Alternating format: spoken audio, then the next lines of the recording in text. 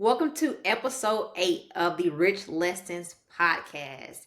This episode, we are talking about physical health. More so, the physical health, the ups and downs that it takes on our body of being entrepreneurs. So it's interesting because I actually talked about in a previous episode how I actually gained a lot of weight. Part of that was the stress of being an entrepreneur. Sevetri definitely talked about some of her ups and downs of going in and out of being a CEO, what that has done to her sleeping, not sleeping. And so this episode is all things physical health, more specifically, what that's like in being an entrepreneur. So, Vitra, as I mentioned on a previous episode, you talked about one of the things that impacted your health as an entrepreneur was you would have really bad anxiety, which also led to issues with sleeping, which also led to other issues. So, kind of give us a background of some of the things that has impacted you physical wise, your physical health in the world of being an entrepreneur. Yes. So for me, I definitely have felt the impact of entrepreneurship on my physical health. And I think in general, whether it's entrepreneurship, whether it's a stressful job that you're in, anything that is having you just do flips like constantly in your head, in your stomach, you're bound to have anxiety or to have some type of impact to your physical health. For me, I think I felt that as at my height in 2023, and like I would wake up in like deep sweats, right, from anxiety. And when I moved on from my last company, they stopped. So what does that tell you, right? It was definitely the company inducing anxiety and all of these other physical health challenges upon me. Now I am the type of person where I'm always thinking about grind culture and how it impacts your sleep, how it creates stress, and in general, just my overall well being.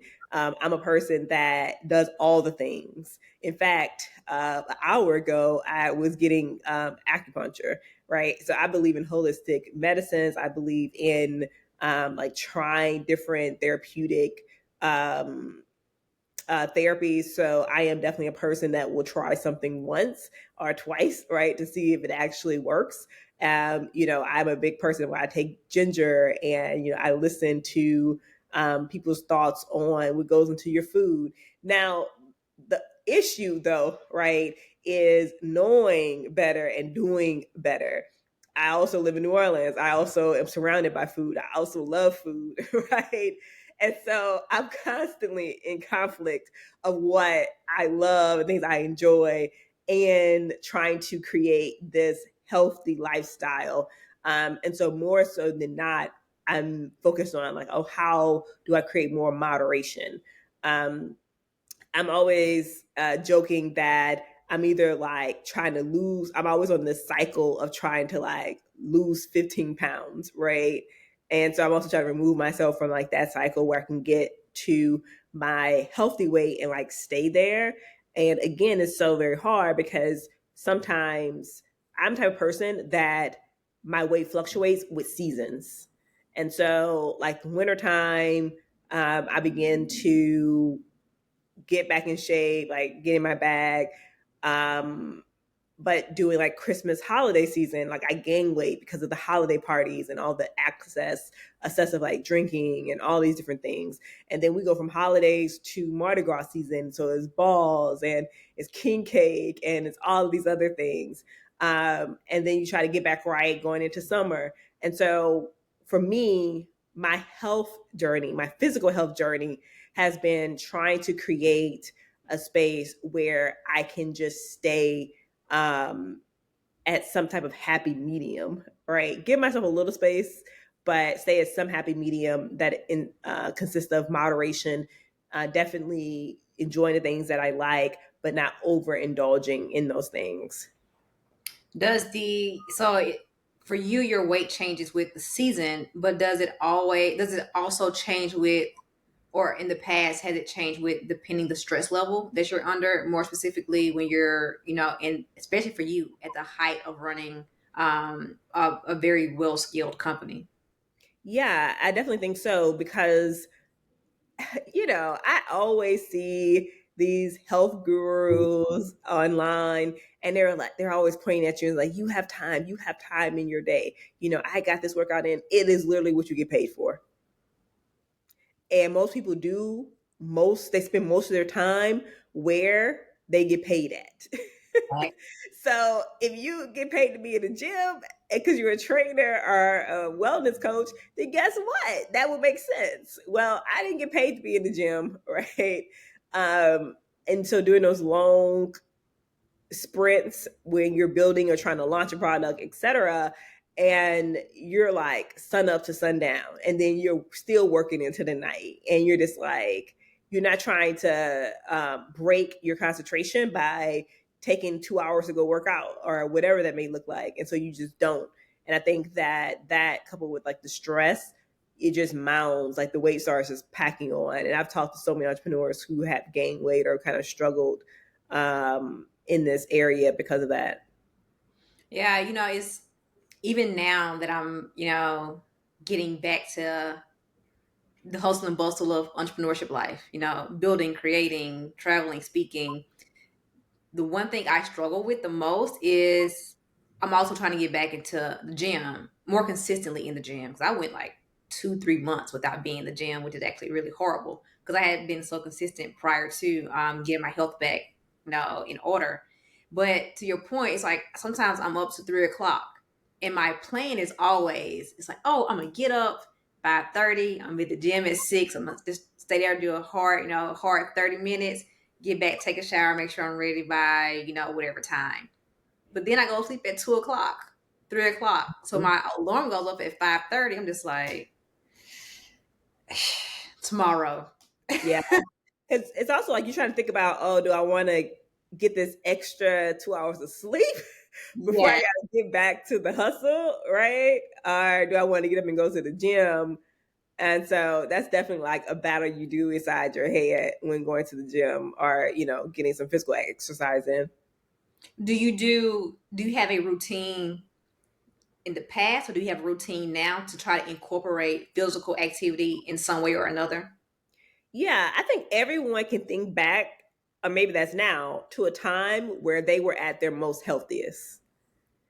And I always think back to that time. And for me, that was like maybe 3 years ago, I was at my healthiest. And so I try to think about what was I doing when I was at my healthiest.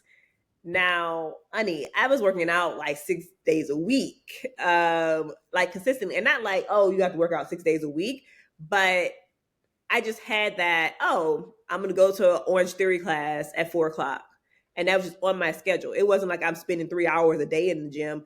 It would just be on my schedule. It was just something I would do. I would just go take this class 1 hour, and then I would go home and be on my normal schedule. And so trying to get back into a consistent schedule of like, oh, I like going to classes. Now my thing is F45. So I like doing F45 classes, but I also like going to the gym. I also like walking. What's And so F5 classes?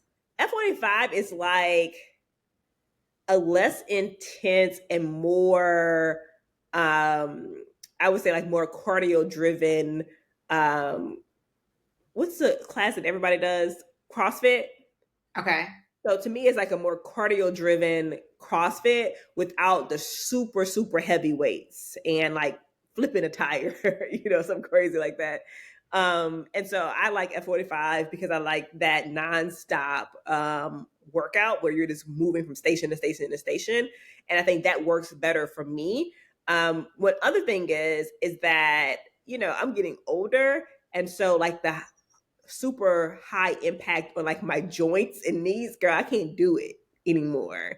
And so how do you transition from being able to run on a treadmill for 45 minutes, like run at like a high speed for a good bit of distance, or doing like constant sprints for 45 minutes, to now going to walk 10,000 steps, Yeah. right? And so I'm trying to balance out like what is that math that gets me to similar results without having to have such a impact on my body, right? Yeah, one thing that I've and this also just came trial and error. And first off, let me just say this as a disclaimer: everybody's body is different, so what works for one person does not necessarily work for everyone. But what I found that has worked for me now in the past, back when we were in the office and that life, um, standing desk so that you're not always, especially as tech entrepreneurs, because we're sitting on our computers all day long. We're just sitting and typing. Like technical, non-technical, it doesn't matter. You are at your computer and just people who have a desk job, the cubicles. Like most of the time, we're sitting. So for people who have a job where like there's no activity, once again, we were in the office. It was like a standing desk, or it was the treadmill that you would have under your desk. So you would walk on a treadmill, like while answering emails. But other things that I did previously was I would take walking meetings. So instead of now everything is so much like Zoom, but when I would take a phone call and I would just walk and talk on the phone, or I would meet someone, like let's just walk and talk. So that was, I guess, kind of pre-COVID or some after COVID. But now, even being more remote, there's other things I've done. I've added into making my physical health, making my health overall just much better. So after I eat, I take a 10-minute walk. Like I'm never going to eat and then just sit down. I'm never going to be sitting and eating and then just continue sitting. So once I finish, I'm going to get up and walk for like 10 minutes. If it's super cold outside, I'm going to walk around the house. But Hmm. I'm going to make sure I walk for at least 10 minutes after I eat.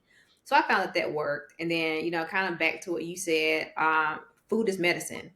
So I enjoy taking a nice trip to the farmer's market because I'm so conscious now of like what I put in my body.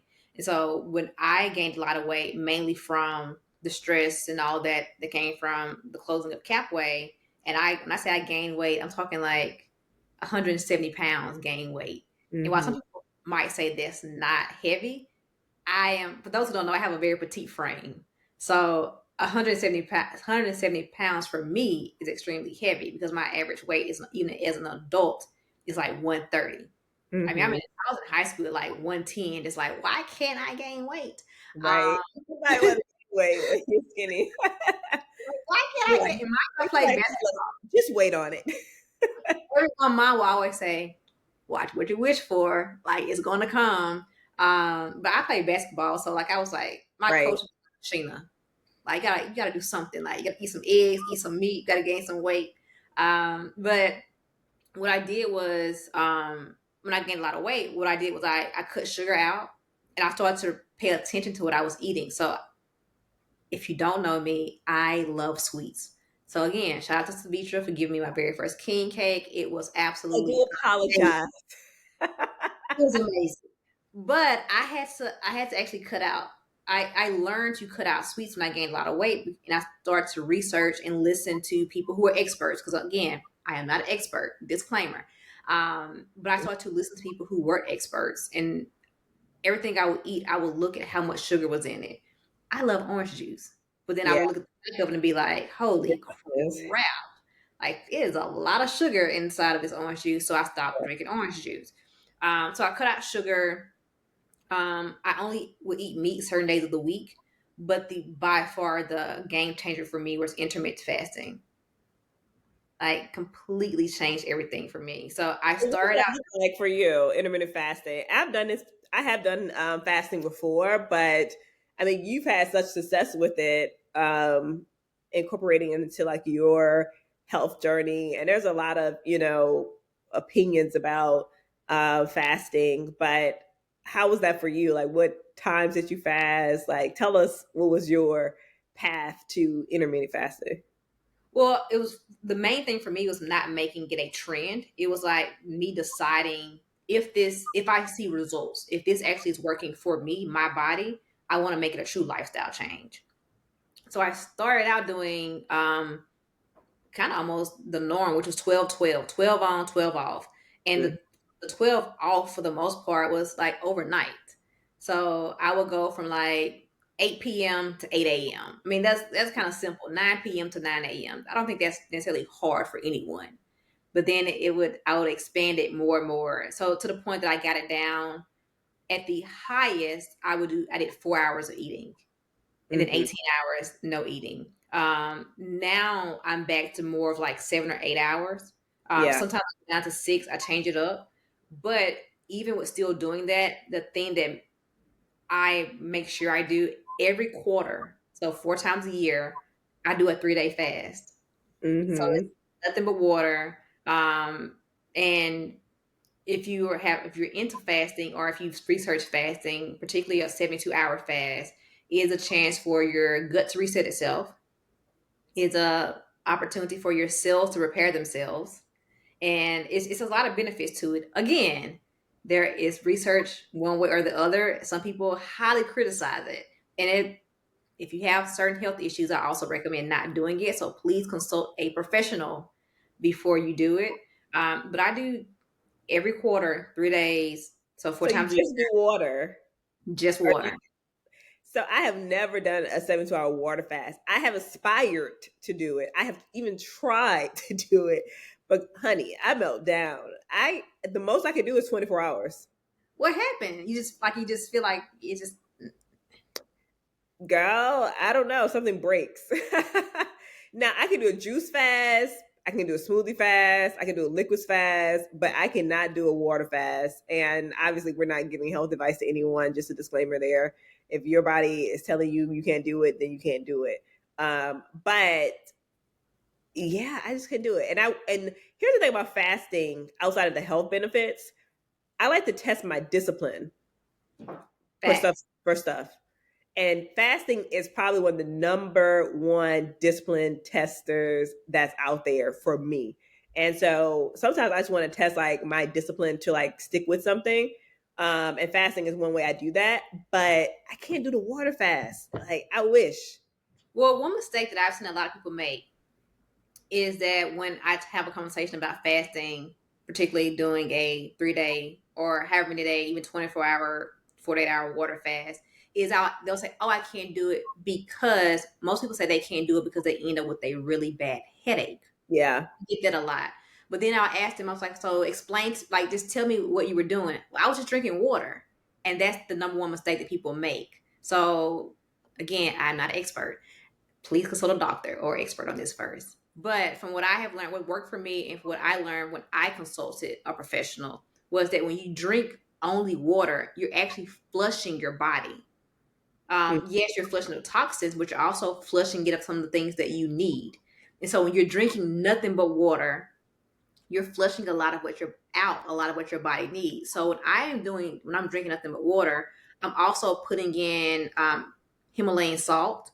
I'm Yeah. putting in electrolytes because I'm making sure that I'm feeding my body, not just flushing out my body. So if you have done a fast and you find yourself with a really bad headache, likely you are just drinking pure water and you're flushing your body versus putting nutrients back into your body.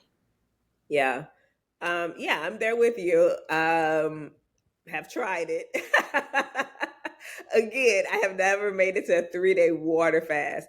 But life is still for the living. And so maybe I'll try again one day and keep you posted. But, for now, I'll stick to like my little juice fast and use that to detox. And again, kind of go back to discipline. I think that we think about entrepreneurship, when we think about most things in life, as far as like people getting ahead, it really boils down to like discipline. And Yeah. so that's just like one thing that I use as like a test of discipline fasting. But for you to do it 3 times, to do it every month for 3 days is super impressive.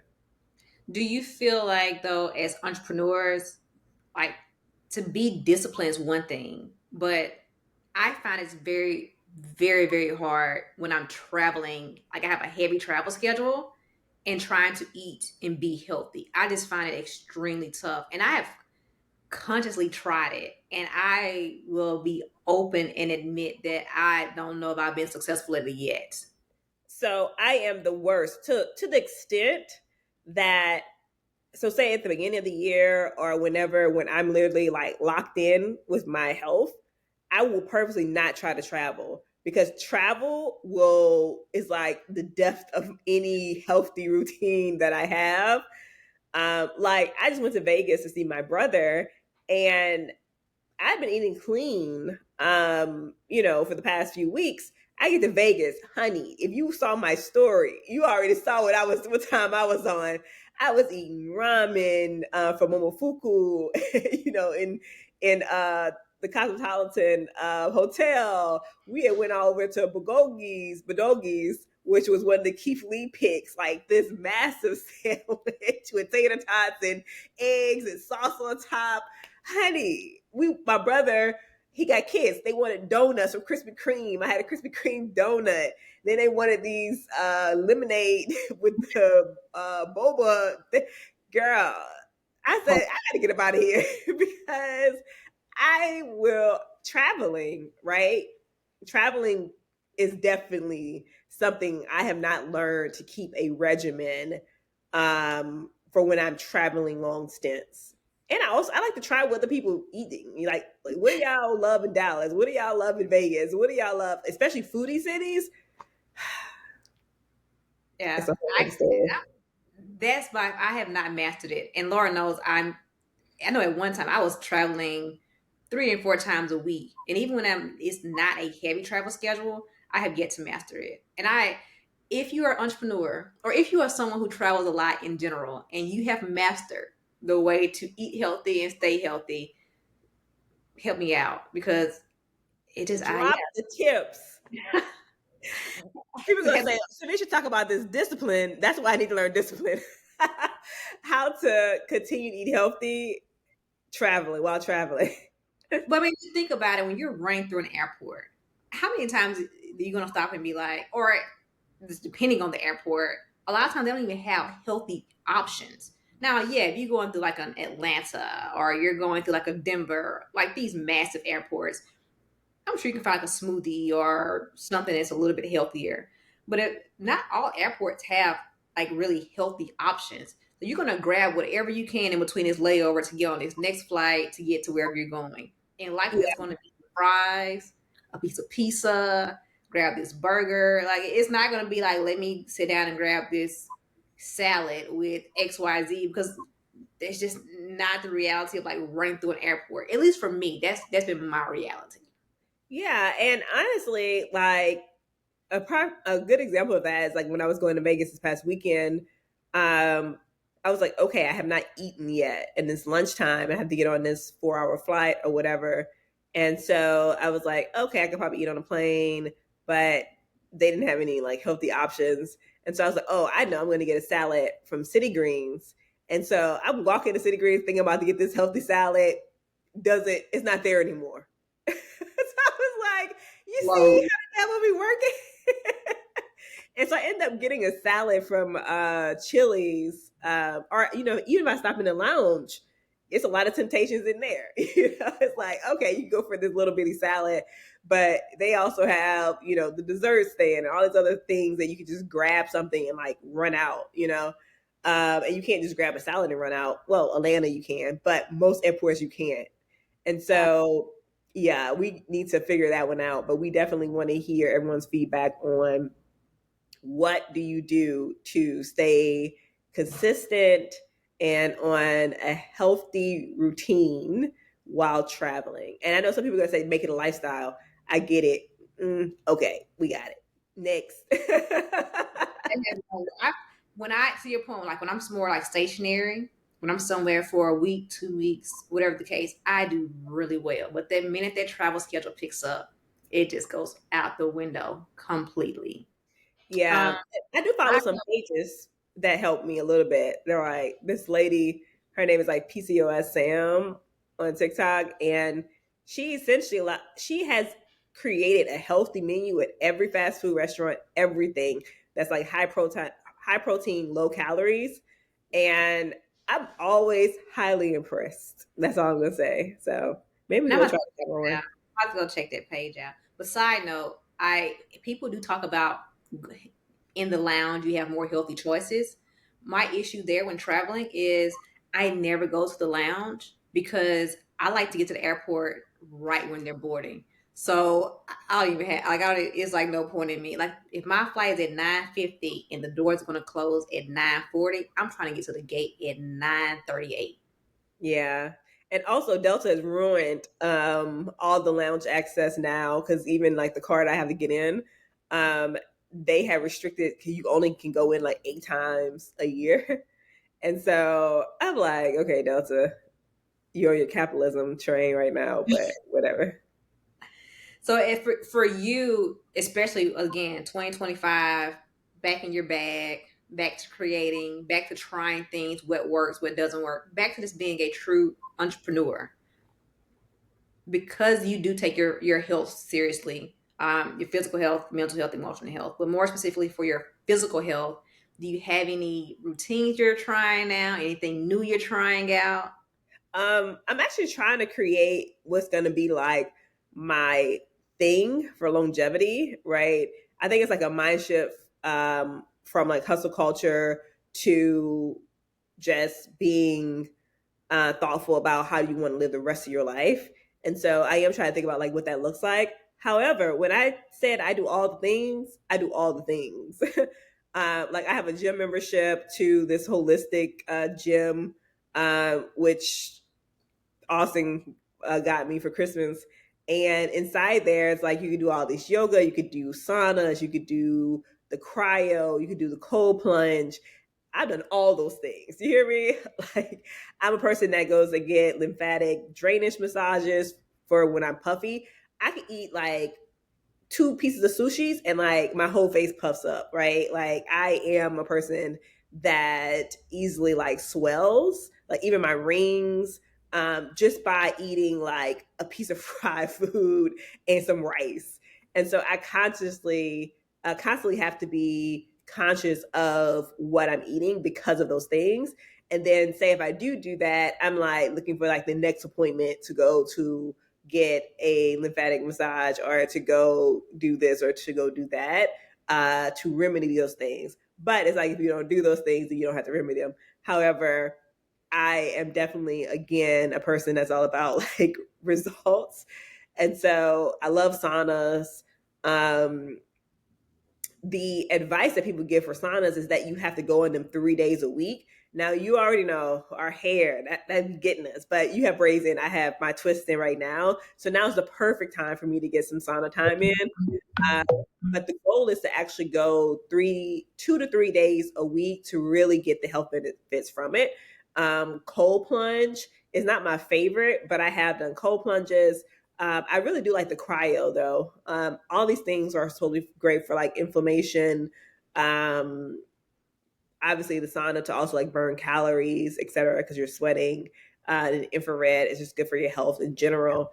And so when I say I do all the things, I do all the things. Okay, you don't have to do I'm not there. I need to get there. I need to do better. Mine is just walking, working out. I actually want to get with a trainer who is more into like body sculpting. Mm. Because I don't need to lose any more weight. I'm good there. But I actually want to. I don't know, like I want a 6 pack, 4 pack. I don't know. I want like a girly 6 pack. I really want like body sculpting. I'm definitely getting more to like food. Like even though like I said, I love taking me a nice trip to like the farmers market. The air fryer has changed my life. It's kind of saved my life. But I need to get more into like actually cooking healthier dishes because I don't cook, by the way. Like if the air fryer doesn't help me in No, business, I say love to cook, so that's my thing. I do love to cook. whoever I marry, I want to pray I find someone that knows how to cook Yeah, because my husband does not boil water, so so y'all match well. You love to cook. Austin can't boil water. Water. I don't like to cook. Like if it can't go in the air fryer, true story. I got some DoorDash like 2 days ago, 3 days ago. They messed my order up. So of course I canceled it and they actually wrote me and was like, we're so sorry. You are one of our most loyal customers, so we will take care of it. I tell you, That tells you how much money and how much I use DoorDash for them to tell me I am one of their top we'll customers. fix it, ma'am. We'll fix it, no Don't problem. we? You're one of our top customers. I can't cook. And that is one reason when I came back to Mississippi, if I love being in the country, earthing, grounding was one thing that I did, which was super helpful for your mental health, emotional health, physical health. Take your shoes off. Go out and literally just stand on God's green earth. It makes a heck of a difference. So I love those things about being back in the country. But then I'm like, I got to get back to the city because I got to be able to go on DoorDash and have like 1,800 restaurants that I can choose from. That's an exaggeration, but yeah, I'm a DoorDash person. I don't cook. I can't cook. I want to learn to cook, and I want to learn to cook healthy dishes. I mean, So very easy. And all you need is a few dishes. You know, start you with see like cook. mastering 3 dishes. Get you some nice juicy chicken, a nice vegetable, and a basic carb. Simple. Get you a little lamb chop recipe. I mean, you could put a little roast if you eat roast inside of a crock pot and let it sit. It's some easy things that you can just get underneath your belt. That's just like your go-to. If you like salmon, you could whip that up. I bet you learn how to cook that blueberry drink. Whip that blueberry espresso. You know what? If there's no other reason I'm coming to New Orleans, I'm coming. And let me tell you, I have searched high and low every city that I've been to since then. I'm like on Yelp, like trying to find what coffee shop around here has a blueberry latte because I need it in my life. And guess what? No place I have been makes it the same way. Well, I hope they keep it on the menu and they keep it rolling just for you to have. But yeah, I think that the other thing that we haven't talked about for me, so I'm also a person that deals with chronic pain, particularly like chronic back pain. And so I was like in a major accident. Even before that, I dealt with it, but I was hit by an 18-wheeler on the interstate in my Jeep years ago. But since then, I've been seeing like a chiropractor on and off, which is also why I do like acupuncture and like dry needling and things like that. But I live by my chiropractor and like getting cupping for back pain. And so this could be an episode in itself. So I'm not going to even go there.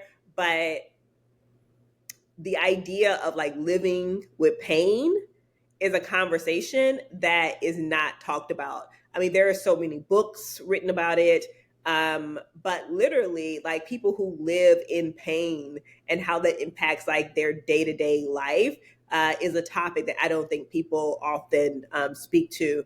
And so, whether that is from like illness, whether that's from injuries, if you were an athlete and you were injured and now you live in pain for the rest of your life, that's one of the reasons why a lot of people got addicted to opioids, Yeah. right? Back in the day because they're trying to numb that pain.